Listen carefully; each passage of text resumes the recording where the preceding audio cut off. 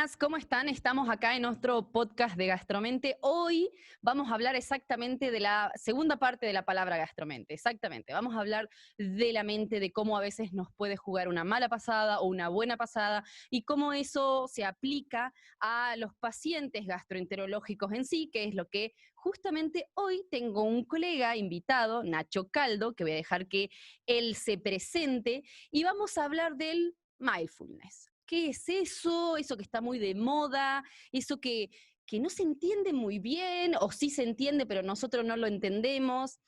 Hola Nacho, ¿cómo estás? Buenas, ¿cómo están todos ahí? ¿Cómo estás, Mari? Bien, muy bien. A ver, contanos un poco quién sos, cómo te formaste, de dónde sos y dónde te encuentran, que es la parte fundamental. Bueno, somos colegas, gastroenterólogos y endoscopistas. Yo resido en Buenos Aires, me formé acá en Buenos Aires, en la residencia en el Hospital Durán, en Capital. Y bueno, además de gastroenterólogo y endoscopista, que a eso me dedico, me formé también en un posgrado en la Universidad de Favaloro sobre el mindfulness, ¿sí? Que es una práctica de alguna forma meditativa, si se quiere, que surgió como herramienta para ayudar a reducir el estrés, ¿no? Y lo que el estrés o el distrés, que es la parte mala del estrés, a mí me gusta hablar como que el estrés es neutro, ¿sí? En el sentido que no es ni bueno ni malo, porque de alguna forma el estrés en sí es una tensión, una amenaza que aparece y que ante esa amenaza o ante esa tensión, nuestro cuerpo, ¿sí?, emite una reacción, que en general está asociada al miedo, ¿no? Cuando está asociada al miedo y no podemos responder ante esa amenaza, como puede pasar ahora con toda esta pandemia del coronavirus, que nos da mucha incertidumbre a todos, esa, digamos, eso que nos sobrepasa nuestra capacidad de respuesta, podemos mencionar como que eso sería el distrés, ¿no? La parte mala, si se quiere. En cambio, si nosotros tenemos herramientas para afrontar a ese peligro y nos creemos capaces, puede ser bueno, porque nos ponemos en acción, si no andaríamos la vida como babosas, ¿no? Entonces, por alguna forma de decirlo, el mindfulness justamente surge como herramienta para regular el distrés, y sobre todo el distrés crónico, ¿no? Porque hoy en día en esta sociedad de tantas demandas y tanta tensión, es como que todo el tiempo estamos sobrepasados, la cabeza, la mente, ¿no?, está sobrepasada. Entonces, por eso llegamos agotados, cansados, muchas veces dejamos de empatizar con el otro, ¿no? Y lo tratamos como si fuera una heladera más, ¿no? Y bueno, nada, me fui un poquito de la pregunta, No pero te preocupes. Eso que vos decís, yo quiero como, nada, decir por ahí mi opinión al respecto del estrés. El estrés es una reacción fisiológica normal en nosotros los seres humanos que surge de una evolución ante me corre el tigre de dientes de sable, yo tengo que salir corriendo. O sea, peligro, acción. Eso sí lo vemos en el reino animal, así funcionan los animales. Nosotros no somos, o sea, somos diferentes, pero somos animales per los se. animales. Entonces, o sea, el estrés nos pone en movimiento, nos hace que hagamos cosas, hagamos o pensemos, porque pensar también es hacer algo. Entonces, eso que antes era un estrés agudo, ejemplo, me golpeé, me duele, me tengo que proteger porque me comen. Tengo que salir corriendo porque viene la otra tribu. Hoy lo tenemos todo el día, todos los días, todo el tiempo, y eso se llama estrés crónico. El estrés crónico, que es constante, es una de las causas, una digo porque no es como una infección de la piel, que es una bacteria, no, esto es multifactorial, es una de las causas de, bueno, casi todo en general, pero particularmente lo que hablamos nosotros de, por ejemplo, las enfermedades de los pacientes funcionales, como no sé, el síndrome de intestino permeable, el intestino irritable, etcétera, etcétera. Es una de las patas de un taburete que compone muchas patas, por lo cual decir que no vamos a estresarnos me parece, no sé, antinatural, no sé cómo decírtelo, es como lógico, No, no, es que no se trata de no estresarse, pero por eso yo hablaba de las dos connotaciones del estrés, ¿no? Porque a a ver, veces el estrés en el común denominador de la gente, y está bien que así sea, se ve como algo negativo, ¿no? Esto de peligro, amenaza. Incluso vos fijate, Mari, ¿no? O sea, las emociones las vemos como, hay emociones negativas y emociones positivas, como que no podríamos sentir miedo. Y en realidad esto no es así, porque el miedo también es un gran motor, ¿sí? Que si uno lo puede regular y adaptar, y por eso hablo de regular y no de control, ¿sí? Que es algo muy diferente, uno puede hacer cosas más allá del miedo, ¿sí?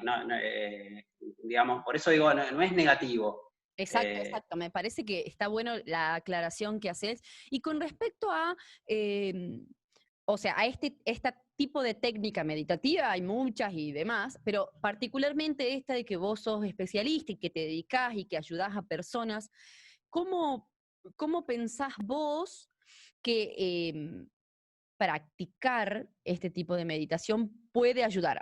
Vamos a hablar de personas y de nuestros pacientes después. Entonces, en Perfecto. general, ¿cómo puede ayudar, por ejemplo, a mí o a vos, o cómo te ayuda a vos? A ver, danos un ejemplo, cómo lo hace. Mira, lo primero que arranquemos por la definición para así se ¿Qué? entiende qué queremos decir cuando hablamos de la palabra mindfulness. Perfecto. Mindfulness en sí o la traducción de esa palabra al castellano sería conciencia plena o atención plena, ¿no? Es poner atención con intención a lo que está sucediendo en el momento presente, ¿sí? Por eso se habla tanto del aquí y ahora, ¿no? Esto que está también medio de moda, el aquí y ahora, está en el presente, ¿no? Al futuro, al pasado, ¿no?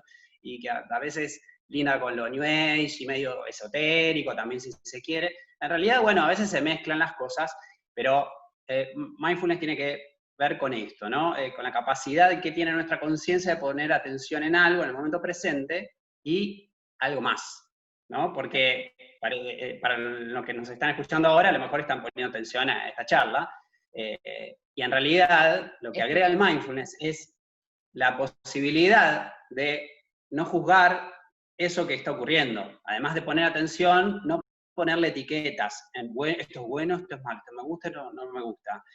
Simplemente de recibirlo tal cual es, de aceptarlo, porque de esa manera también vamos a poder relacionarnos mejor con eso que está ocurriendo, ¿no? Y por eso sirve para regular el estrés. Si yo, no sé, tengo que ir a trabajar porque lo que fuese, ¿no? Y me quedo porque hubo un accidente en la autopista, me quedo varado ahí y entro a putear, me enojo, me caliento, la puede ser, acá siempre hay accidentes, ¿cómo fue? Me enrosco, ¿no? Ahí me engancho con la mente, la respuesta, ahí, fíjate que también hay un desencadenante que yo lo percibo como amenaza y en este caso, en lugar de tener miedo, por ejemplo, nos enojamos, ¿no? Entonces, la capacidad, si se quiere, del mindfulness es el poder a volver a conectar con eso desde otro lugar y darnos cuenta que en realidad peleándonos o enojándonos con la situación tampoco le estamos cambiando, ¿no? Entonces, por eso es la conciencia de ese momento presente, de lo que ocurre, aceptándolo, digamos, porque hay cosas que son realmente inevitables, que nosotros no tenemos una injerencia, ¿no? Y en esto también tiene que ver en dónde ponemos el foco, ¿no? Exacto. En lo que nosotros podemos influir para que eso cambie, mejore, o en lo que de nosotros no depende, ¿no? Entonces, y a nivel práctico, el mindfulness, si se quiere, ¿no? Tiene un lado que es más meditativo, que quizás es la idea que tiene todo el mundo o la gente en común denominador, me siento a meditar, ¿no? Y estoy con los ojos cerrados, me concentro en la respiración, bueno, eso sí es una parte, ¿sí? La parte, la concentración en el aquí y ahora, utilizando la respiración como ancla, ¿no? O sea, imaginemos, ¿no? Una tormenta en el mar, o sea, iba al barquito, ¿qué hace? Lo primero que hace es tirar el ancla, porque si no se va a dar vuelta en el medio del mar con la tormenta. Bueno, esto es lo mismo, usamos la respiración para anclarnos, para ir poco a poco apaciguando esa mente, ¿sí? No con el objetivo de controlarla para estar más tranquilo, sino simplemente con esta intención. Tiro el ancla, veo que la tormenta pase, después veo si ese velero tengo que bajarle las velas, si tengo que correr acá o allá, y poder ir aquietando poco a poco, ¿sí? Claro, esto que vos, para que te interrumpa, esto que vos decís me parece Bien. fundamental por dos motivos.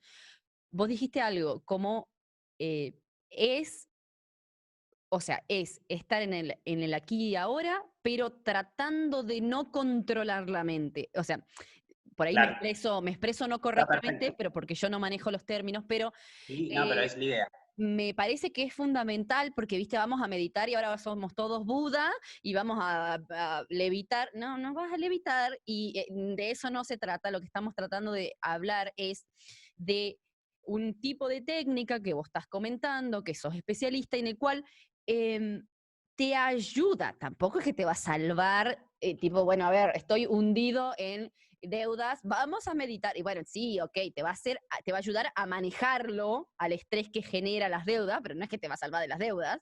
Ahora, es como, me súper interesa porque te escucho hablar y como está súper como arraigado y bien conocida la teoría, pero para alguien que, por ejemplo, particularmente yo pseudo medito, vamos a poner comillas, comillas, porque claramente no, ahora que me doy cuenta, pero digo, para alguien que no sabe, suena como muy, como lejano, ¿no? Suena como, bueno, sí, ¿qué? Me voy a sentar a respirar de la qué, no sé, ¿qué me estás hablando, Nacho? Entonces, esto, esto que suena raro, no es tan raro tampoco estamos diciendo que va a estar 5 horas mirando la nada y respirando cual, no sé, cual buzo abajo del mar. Contanos un ejemplo de que por ahí te haya sucedido, quizás si te acordás ahora, no sé, por ejemplo, no sé, en estas 2 semanas, en estas 3 semanas, el mes pasado en la cuarentena, que hayas tenido que utilizar estas técnicas que vos manejás para quizá apaciguar la mente, no sé, con un enojo, con una tristeza o no sé, con un miedo. Sí, en realidad, a ver, tampoco que es los que practicamos el mindfulness nos gusta hablar de que es una técnica, ¿no? Porque tampoco que se vuelva algo utilitarista. De alguna forma, después esto uno como que lo incorpora a su vida y por eso te decía como que el común denominador de la práctica formal es el sentarse a meditar.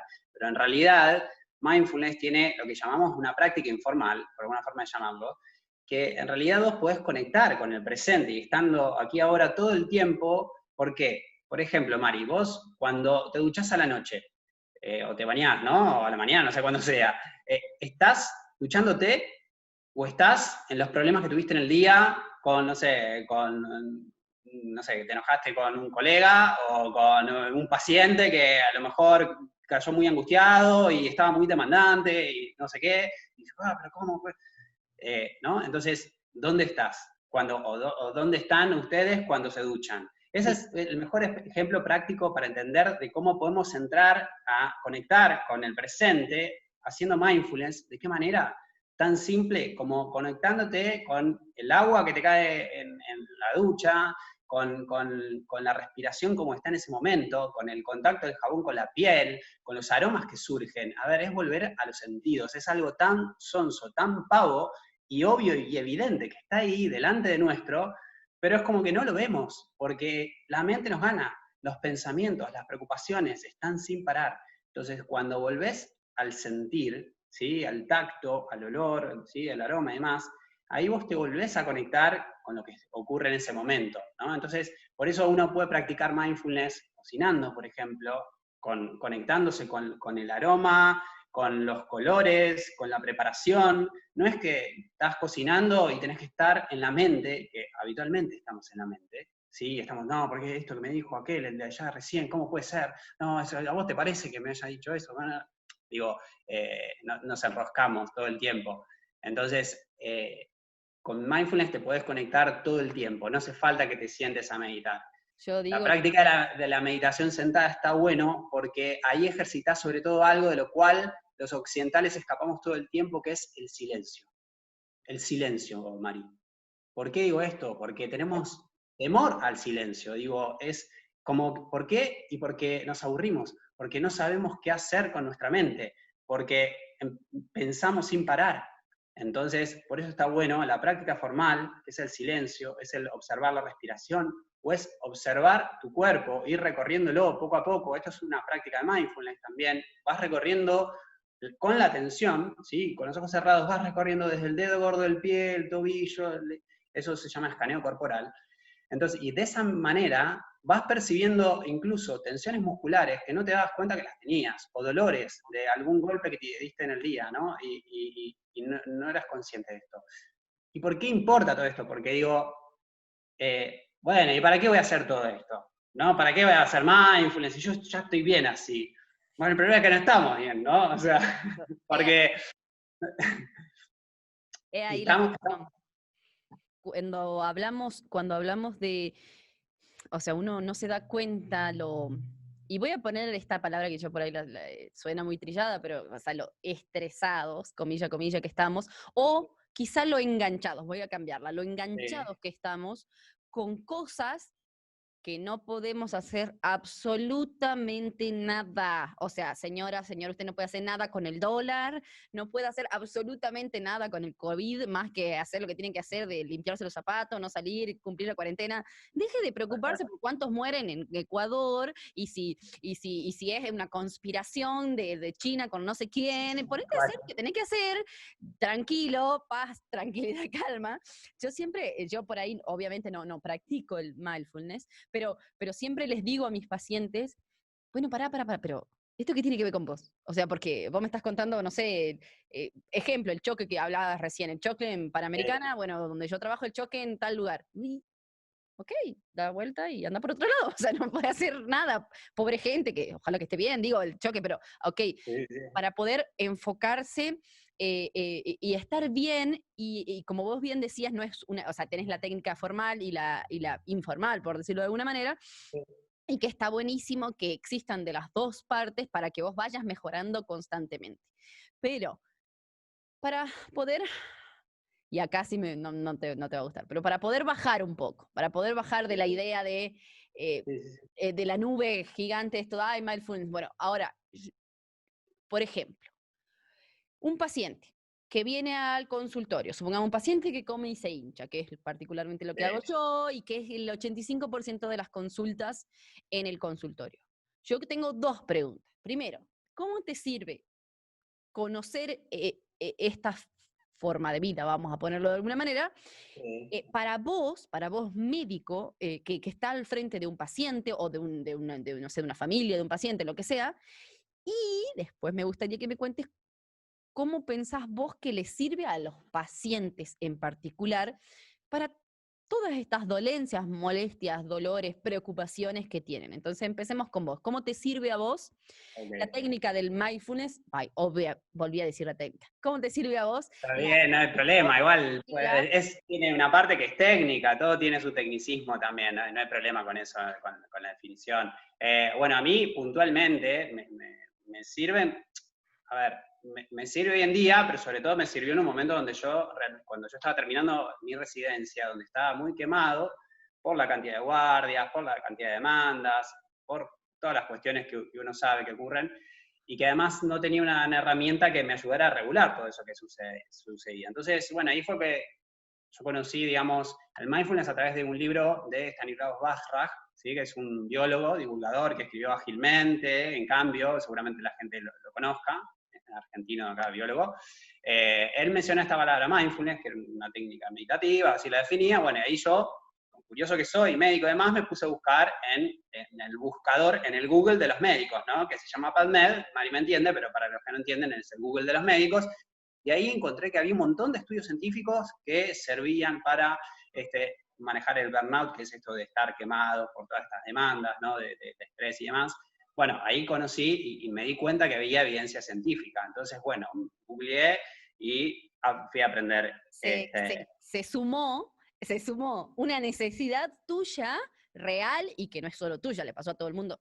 Levanto la mano, o sea, a mí también. Digo, y a casi todos los médicos, de hecho sabemos que el estar quemado es algo muy...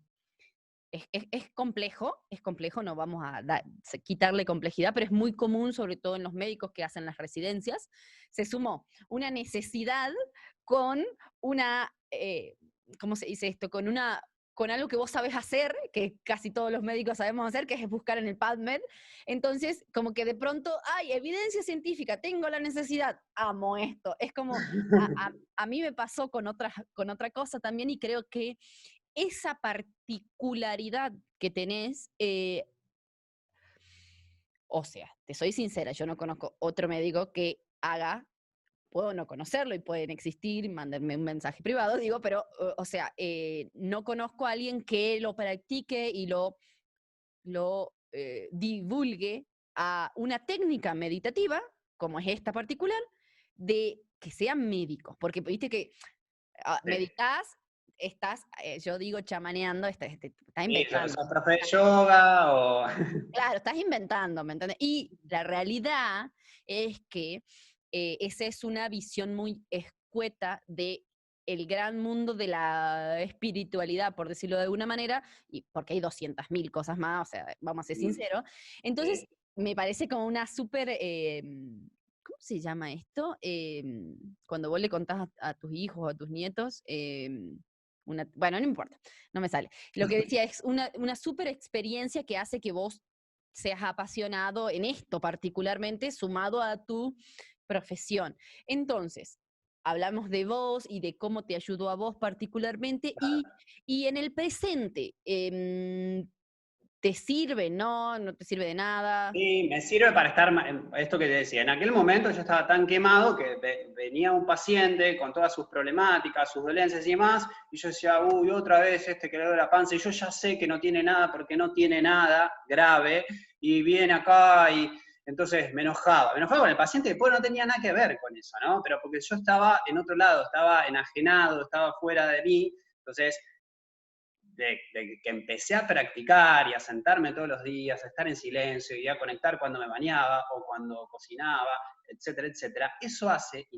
inevitablemente que vos después estés, como te decía, más presente donde tenés que estar, entonces estás más empático, conectás con el otro y no estás en tu problemática, decir, uy, tengo que escuchar a esta persona y después me está esperando ese otro paciente que está sangrando y tengo que ir a hacerle una endoscopía y demás, ¿no? Entonces, a mí me sirvió para eso y hoy puedo escuchar más a mis pacientes y empatizar con ellos y comprenderlos mejor y también de alguna forma darles un mejor servicio, ¿no? Entonces, para eso fue para lo que a mí me sirvió mindfulness. Ni hablar con mis pacientes y con mi vida en En todo, ¿no? general, Porque en en todo, vamos. general, sí, y bueno, y a los pacientes, que era creo que la otra pregunta Sí, que me decías, digamos, ¿en qué les puede servir? Bueno, así como yo busqué en PubMed en aquel momento, después obviamente seguí estudiando y profundizando, y la realidad es que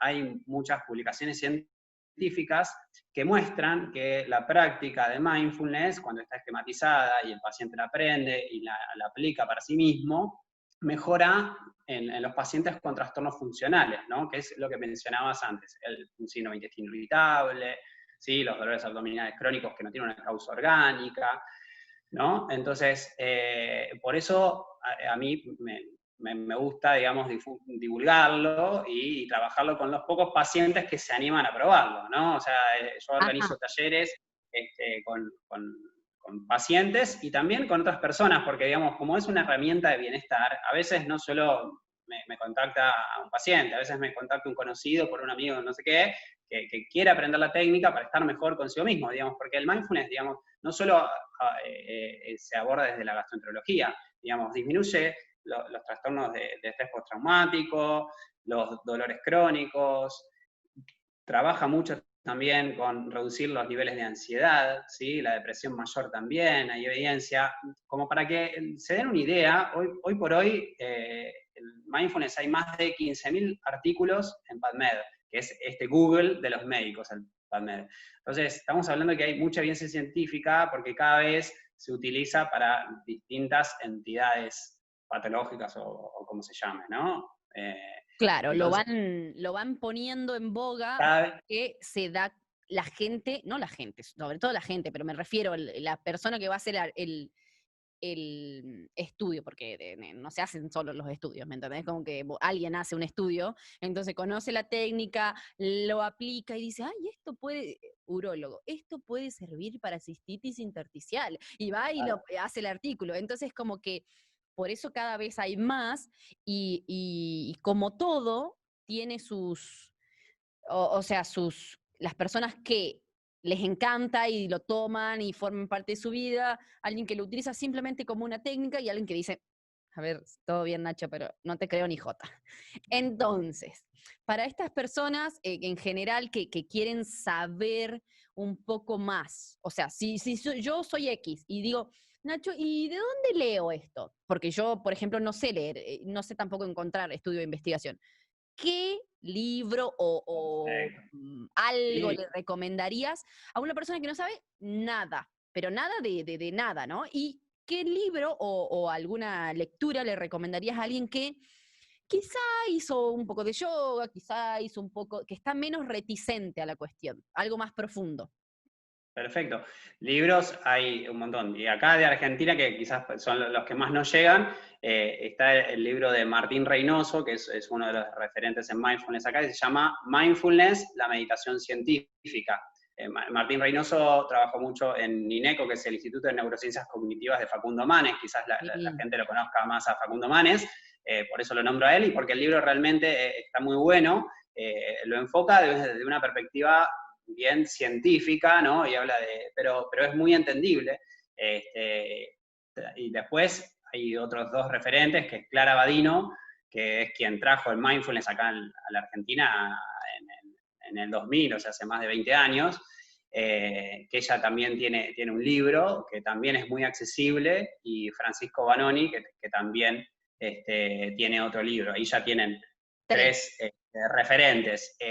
Y si quieren quizás más del abordaje de la mente, o ver cómo funciona el cerebro y esas cosas, bueno, Stanislao Bajraj es un referente súper claro para que lo lea cualquiera. Él habla no solo de mindfulness, sino también de la creatividad, bueno, estrategias para poder cambiar determinados aspectos de nuestras vidas y demás, desde la neurociencia, ¿no? Para que ahora voy a anotar para poder tener yo, porque yo también quiero leer, ahora yo ya también quiero. Viste que todos queremos. Bueno, espero que me sirva para algo. Ahora, me pareció súper, súper bueno lo que acabas de decir y para que aquel persona que no tiene tiempo para leer o que no le gusta leer o qué sé yo, con lo que Sí, quiera, ¿existen algunas no sé, app, porque ahora ya para todo, ¿viste? sí, App o alguna programa o algo que nos pueda ayudar a nosotros a empezar a sí, practicar el mindfulness. sí. En ese sentido, de aplicaciones tenemos, acá en Argentina hay una aplicación que se llama Pausa, Ujú. ¿sí? La bajan y tiene algunas meditaciones guiadas, ¿no? Porque también lo importante del mindfulness al principio, para alguien que no tiene ni idea, dice, pero ¿cómo es ponerme, cuando me tengo por la práctica formal, ¿no? Que me tengo que sentar y observar la respiración, ¿qué es eso? A los 2 segundos la mente ya está como una cabra loca.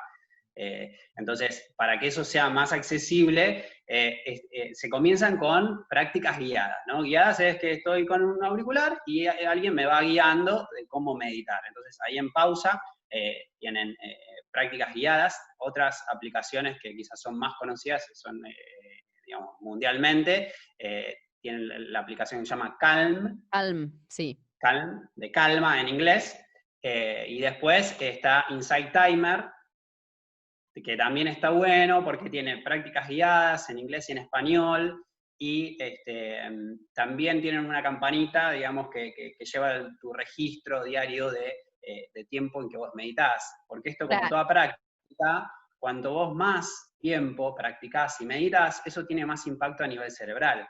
Y esto, o sea, cambia la estructura de nuestro cerebro. Esto se vio con estudios por imágenes, ¿Ah, sí? donde se comparaban meditadores de largo plazo con aquellos que habían a lo mejor hecho una técnica de poco tiempo, y veían que los de largo plazo tenían cambios de la estructura del cerebro. En los dos había cambios, ¿no? En algunos se veían simplemente las áreas que se encendían, y esto, quizás me voy por las ramas, pero está bueno que la gente lo sepa, porque así como hablábamos antes del estrés, de esta reacción al miedo, ¿no? Ante una amenaza, desde la neurociencia, lo que se enciende en una amenaza en el cerebro es una estructura que se llama amígdala cerebral, que es como las amígdalas que tenemos en la garganta, que quizás la gente conozca, pero son dos nuecesitas que están en el cerebro, ¿no? Entonces es como la zona que se prende cuando hay una amenaza. Entonces eso en las personas muy estresadas, ansiosas, deprimidas y demás, eso se activa todo el tiempo y está como muy encendido, prendido fuego, para que quede la idea. Y Sí. justamente la amígdala se regula con la corteza frontal, ¿sí? Que es la parte, la área del cerebro que está atrás de la frente, es bien gráfico. Entonces, las estructuras prefrontales regulan la amígdala y hacen que esa amígdala que se enciende todo el tiempo ante una amenaza y reaccionamos, se empiece a prender menos, ¿no? Entonces, ¿por qué lo regula la corteza prefrontal, que es la más desarrollada que tenemos los humanos? ¿Sí? La amígdala pertenece a un sistema que es más emocional, intuitivo, que se llama sistema límbico, que viene de los mamíferos. Más Bueno, antiguo. sí, claro, no me quiero ir con la teoría del No, cerebro igual reptiliano, pero me voy por las ramas. está bien. Eh, pero me parecía que estaba bueno que conectemos eso también, ¿no? Porque ahí se entiende cómo actúa el mindfulness. Porque el mindfulness justamente lo que se ve en los que practican esta técnica o práctica, reduce la amígdala cerebral, ese encendido, y se prende más la parte frontal, ¿no? Entonces, por eso es que después, no es que los que practicamos mindfulness somos paz, amor, estamos por el mundo, como que no reaccionamos. No, sí, yo me sigo enojando como me enojaba antes, simplemente que lo que me sucede es que me doy cuenta antes de ese enojo y puedo regularlo mejor para tener un impacto, si se quiere, menos negativo en mi entorno, ¿no? Porque yo antes me enojaba con el paciente y decía, bueno, pero no tiene nada, ya está todo bien, tome esto, ¿no? Y uno Claro, dice, está re loco, yo me voy a otro, ¿no? claro. Y, bueno, y hoy por hoy, digo por el paciente porque puede ser una cosa, pero digo, no sé, el accidente era lo mismo. O sea, al principio me enojo con el accidente, digo, la puta madre, voy a llegar tarde, ¿cómo puede ser? Y después digo, ok, es como más instantáneo. Eso es lo que sucede con la práctica continua. Porque la corteza prefrontal regula la amígdala y te hace reaccionar menos. O si reaccionaste, empezás a regular y das una mejor respuesta, digamos, una respuesta más creativa, más proactiva. Bueno, Exacto, perdón. más positivo. No, igual está buenísimo porque, a ver, yo particularmente soy de la persona que si no entiendo lo que me estás diciendo y a mí no me cuadra qué es lo que me estás diciendo, dudo que pueda llegar a hacer algo. Y yo he visto en la práctica de que explicando de una manera correcta a la persona tal cuestión, en este caso estamos hablando del mindfulness, pero X cuestión, esto es así, por esto, por esto, por esto y por esto. Hace esto, esto y esto y esto. Obviamente sin inventar, porque hay un montón de cosas que no se saben aún. No es que estamos, no es que tipo, tenemos la bola de cristal y sabemos todo, pero me refiero, poder explicar la respuesta fisiológica que genera la meditación, el mindfulness, sobre nuestra corteza prefrontal y posteriormente nuestra corteza prefrontal regula la amígdala, que es la que nos hace reaccionar, porque reaccionar es estímulo-respuesta, no es estímulo, lo Bueno, pienso, respondo, que es fundamental. De hecho, hay muchas, no sé si diría enfermedades o condiciones que tienen lastimada la amígdala y las personas en realidad no piensan, más que reaccionan que otra cosa. Entonces, me parece buenísimo lo que acabas de decir y me sirve a mí y seguramente le sirve a la gente. Entonces, como para ir por ahí cerrando, ¿no? El tema, estamos hablando de una técnica o una forma de estar en el aquí y en el ahora para por ahí no reaccionar, sino más bien o no reaccionar tanto, sino más bien como estímulo, bueno, a ver qué pasó. regular. Regular lo que sucede, ¿no? O sea, porque además, esto quizás, y también me parece que es importante que se lleve la gente, desde el mindfulness no se trata de controlar nada, ni de negar esas emociones negativas. A veces está como en el mundillo ahí también, medio nivel, o qué sé yo, de, no, bueno, esto que es malo, no saquémoslo, corrámoslo porque nos hace mal. No, desde mindfulness digamos, se intenta aprender a transitar esa emoción del dolor o de miedo, o digamos lo que se llaman emociones negativas, a transitarlas desde otro lugar. Es como, con esto de que hablaba antes de la palabra de aceptar lo que sucede, ¿no? Ni rechazarlo, ni querer cambiarlo, ni querer correrlo, simplemente de asumirlo.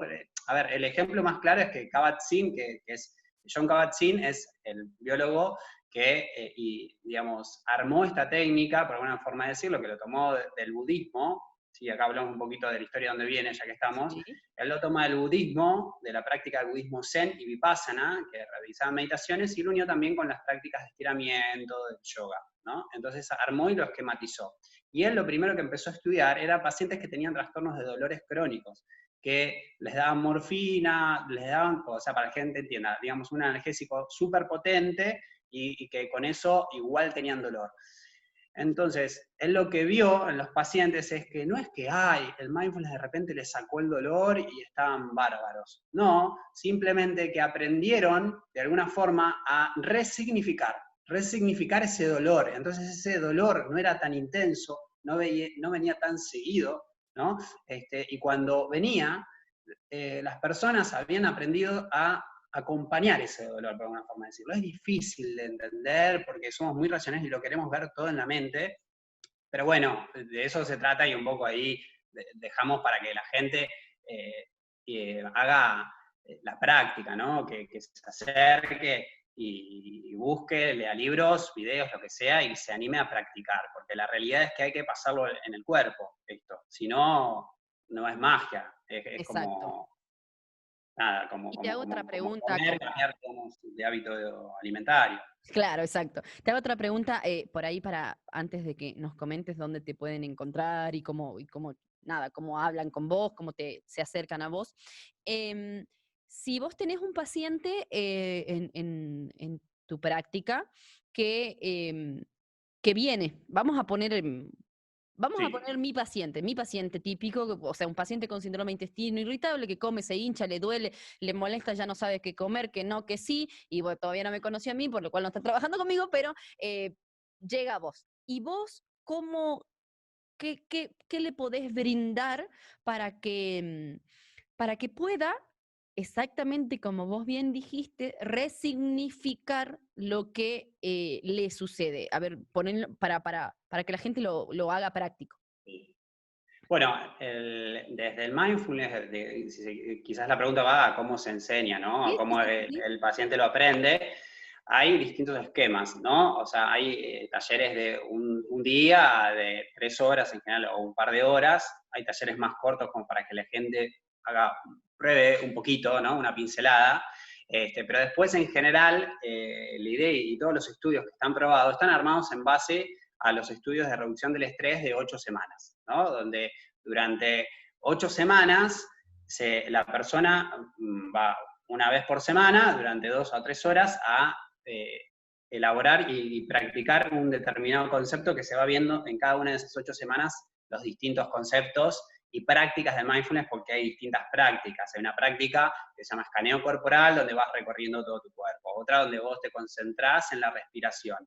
Otra donde te concentrás en los sonidos, por ejemplo, y en el silencio, y ver esos detalles. Otra donde te volvés a conectar con los sonidos, ¿no? Otra donde te conectás con el movimiento, porque el movimiento uno también puede practicar mindfulness caminando, por ejemplo, ¿no? Y uno dice, ¿cómo puede ser?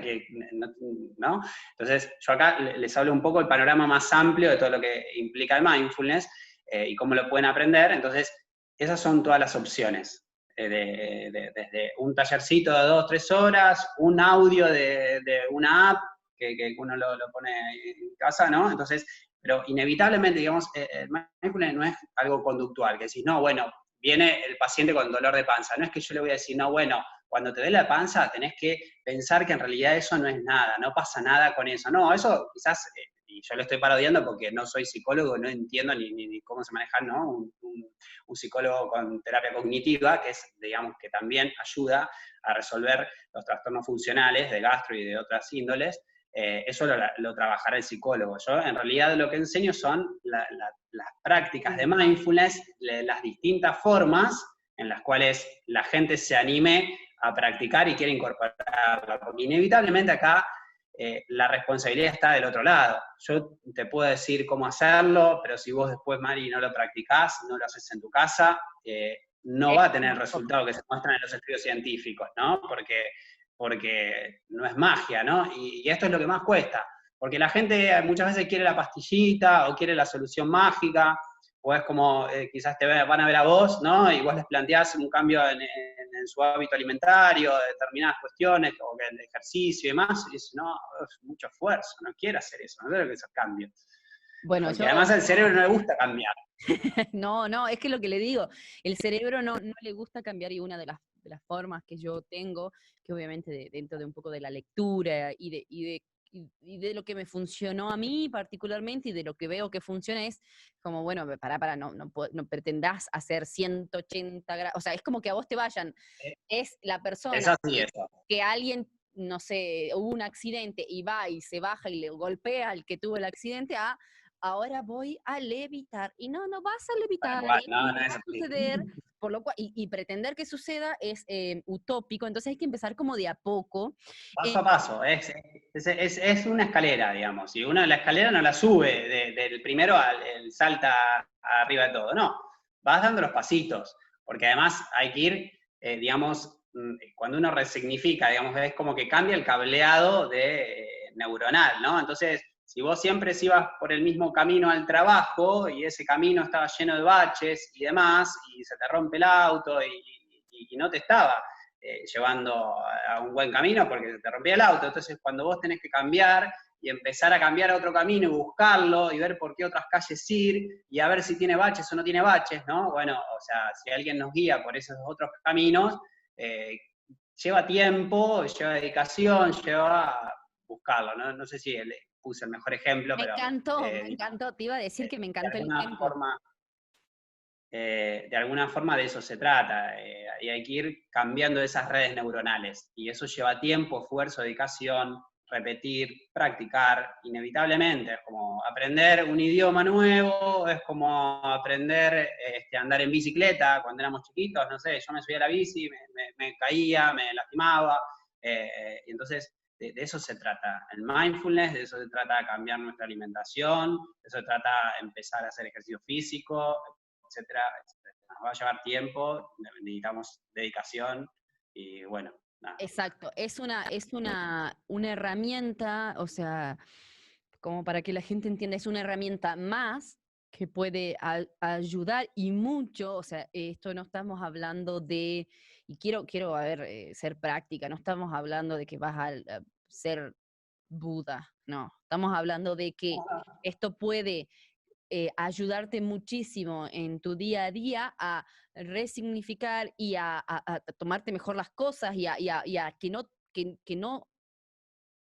como que no te coma, o sea, que no venga un Pac-Man, que es la cosa, vendría a ser el problema y te coma, sino más bien que, ay, hola, problema, ahí lo manejás. Obviamente esto no quiere decir que vamos a estar levitando.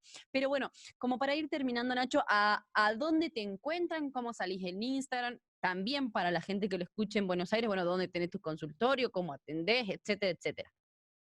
Bueno, en Instagram me encuentran como gastroconciencia, ¿sí? Gastro con ciencia, por esto que hablaba de mi pasión por la evidencia, ¿no? Y también por la conciencia, ¿no? Porque la conciencia es esta capacidad de estar presentes, atentos a lo que ocurre y observarlo, y de esa manera vamos a tener mejores respuestas para dar.